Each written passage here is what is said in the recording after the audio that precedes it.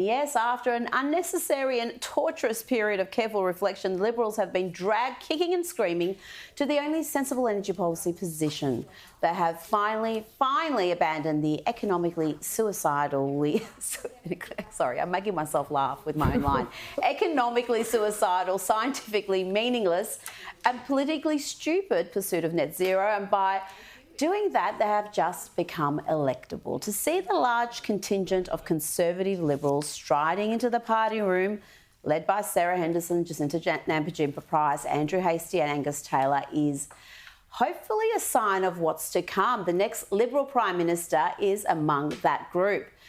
After the Libs' ill-considered embrace of climate alarmism and self-harm, which saw their primary vote plummet to record lows, they are again prioritising affordability and reliability over emission cuts and the fantasy of a net zero future. The Australian electorate has demonstrated again and again that when given a choice between lower prices or lower emissions, they opt for lower prices every time. I'm old enough to remember Scott Morrison winning the unwinnable election, what some Labor luminaries had dubbed the climate change election in 2019. And Morrison won fighting against green madness. Then he adopted net zero and the coalition lost 2 elections in landslides.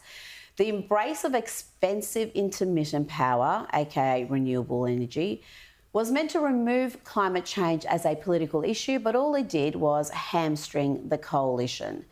It could hardly argue against the reckless climate policies of Labor when he had signed up to the same end goal.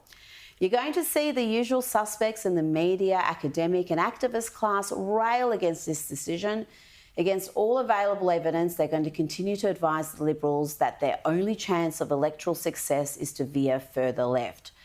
But as we saw at the last federal election and successive state elections in Victoria, the electorate has no appetite for small L liberalism or Labor-light alternatives. Even in Victoria, the Socialist Republic of Victoria, the centre-right only wins when it clearly differentiates from Labor. We saw that with the Voice referendum 2 years ago, and the parallels with the Voice are many. If one were to draw a Venn diagram of yes voters and climate alarmists, it'd be a perfect circle. Like the Voice, the Liberals took far too long to arrive at the only logical position, and they were dragged there by their coalition partners, the Nationals. And like the Voice, they'll have to withstand a concerted, well-funded campaign from the activist class. The mass tantrum has well and truly begun. We played you some examples earlier in the show.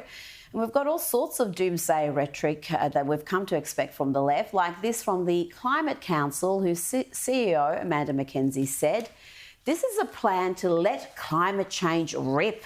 It's deadly negligence that would leave Australians facing more fires, floods and heat waves, while hiking up power bills for families. What the coalition is really advocating for is a more dangerous future for Australians, more floods in Taree and Grafton, more fire seasons like Black Summer, and the demise of the Great Barrier Reef." Goodness me, next they'll be claiming dumping net zero will see Christmas cancelled. They're going to intensify their attacks, the hysteria, the scaremongering, because they're scared. They know that when Australian voters have a choice, they do not back green hysteria, not unless they're from some affluent pocket of the country.